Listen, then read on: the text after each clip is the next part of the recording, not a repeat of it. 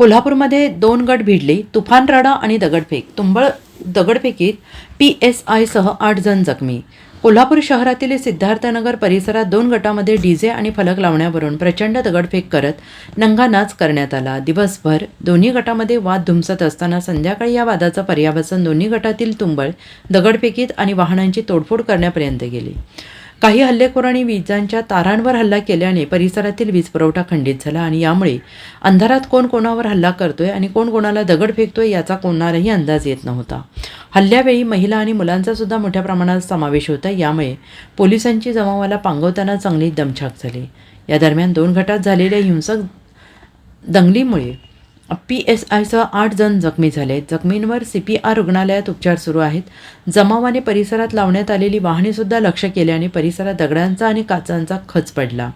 दगडफेकीत पोलीस उपनिरीक्षक शेषमोरे जखमी झाले. तसेच अंमलदार आबिद मुल्ला तसेच नागरिकांमध्ये परहाज नायकवाडी, निहाल शेख, सद्दाम महात, अशफाक नायकवाडी, इकबाल सरकावसह अन्य 1 नागरिक जखमी झाला.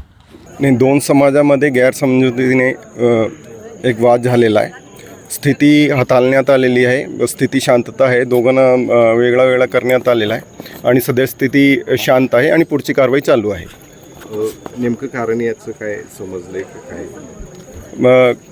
जे प्रिलिमिनरी कारण आहे तो कार्यक्रम चालू होता, त्यामुळे काहीतरी गैरसमजीमुळे दोघा समाजामध्ये तेट निर्माण झालेला होता. पण आता स्थिती शांत आहे व चांगल्या पद्धतीने परिस्थिती हाताळण्यात आलेली आहे. स्थिती शांत आहे सध्या. चुकीचे मेसेज समाज माध्यमात व्हायरल होत आहेत, त्या सगळ्यांना काय आव्हान कराल? काय नेमकी घटना होती आणि त्या घटनेचं विद्रुपीकरण करून काही जण त्या ठिकाणी प्रयत्न करताना देखील दिसत आहेत, त्या सगळ्यांना काय आव्हान कराल?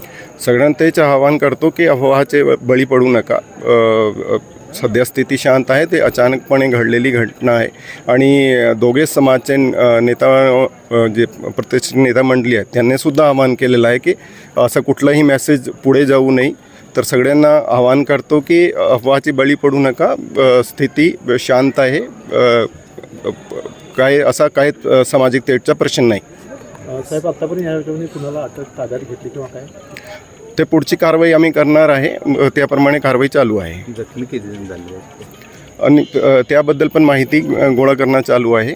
पण जास्त कोणाला विजा झाली नाही. असा प्रिलिमिनरी तर असं दिसतं की कोणाला काही जास्त मार नाही आहे. पोलीस फौजफाटा किती तैनात करण्यात? आता ते आम्ही जगावरती आलेलो आहे. आढावा चालू आहे. 2-3 पोलीस स्टेशनच्या आणि कंट्रोलची RCP सुद्धा आलेली आहे. पुढची कारवाई चालू आहे. Bureau report SBN Marathi, Kolhapur.